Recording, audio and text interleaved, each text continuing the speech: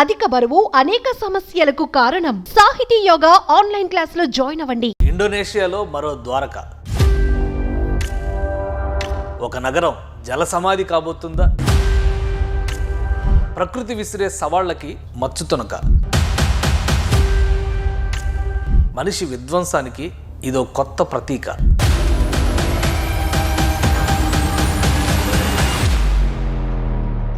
ప్రపంచ దేశాలని సమస్యలు వెంటాడుతున్నాయా? ఓ పక్క యుద్ధాలు, మరో పక్క మాంద్యం, భయాలు. రోజు రోజుకి వృద్ధి చెందుతున్న టెక్నాలజీ, దానికి సరికొత్త సవాళ్లు విసురుతున్న ప్రకృతి. ఇండోనేషియాకి అలాంటి కొత్త సమస్య వచ్చి పడింది. రాజధాని జకార్తా నీటి పాలు కాబోతోంది. ఎస్, మీరు విన్నది 100% నిజం.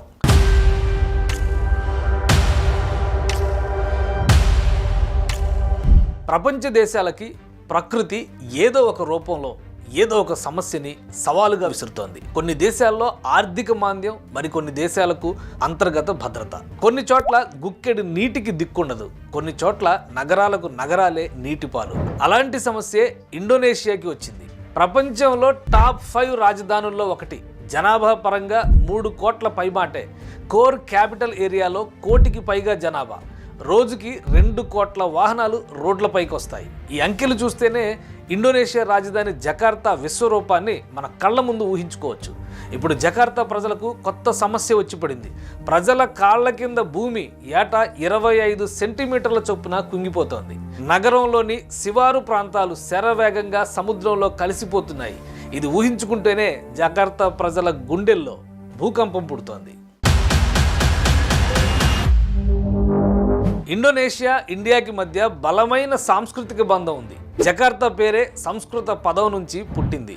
అలాంటి జకార్తా నగరం 1940 తర్వాత ఆగ్నేయాసియా దేశాల్లో శరవేగంగా అభివృద్ధి చెందింది. కానీ ప్రకృతి విసురుతున్న సవాలు ఈ నగరాన్నే మాయం చేస్తోందని శాస్త్రవేత్తలు సైతం నమ్ముతున్నారు.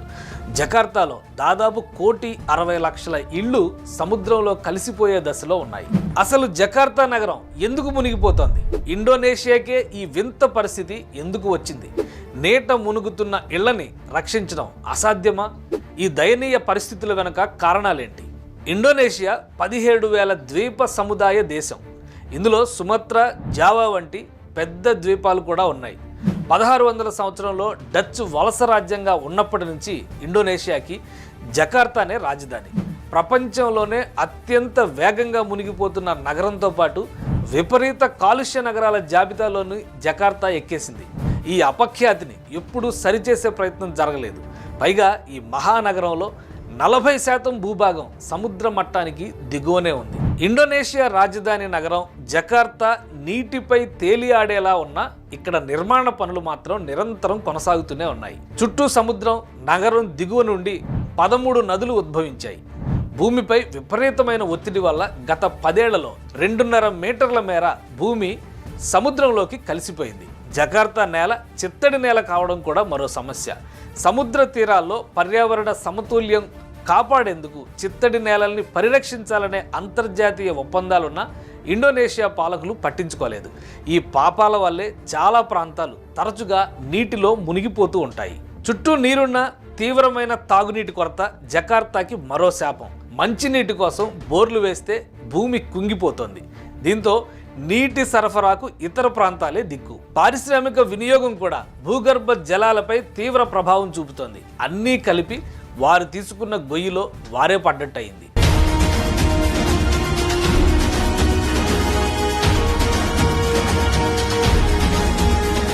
హ్యారీ ఆండ్రిస్ 20 ఏళ్లుగా జకార్తా భూమిలో మార్పుపై అధ్యయనం చేస్తున్న శాస్త్రవేత్త.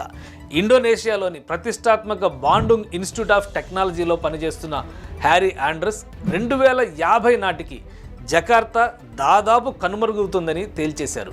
నార్త్ జకార్తాలో 95% భూమి నీట మునిగిపోతుందని, ప్రపంచంలోని ఇతర తీర ప్రాంత నగరాల కంటే జకార్తా 2 ఎక్కువ మునిగిపోయే అవకాశం ఉందని చెబుతున్నారు.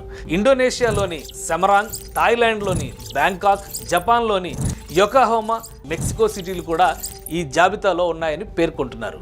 జకార్తా సమస్యకి పరిష్కారం ఏంటి? ఇండోనేషియా ప్రభుత్వం ఏం చేస్తోంది? రాజధాని తరలింపు సాధ్యమయ్యే పనేనా? కొత్త రాజధాని మరో జకార్తా అవుతుందా?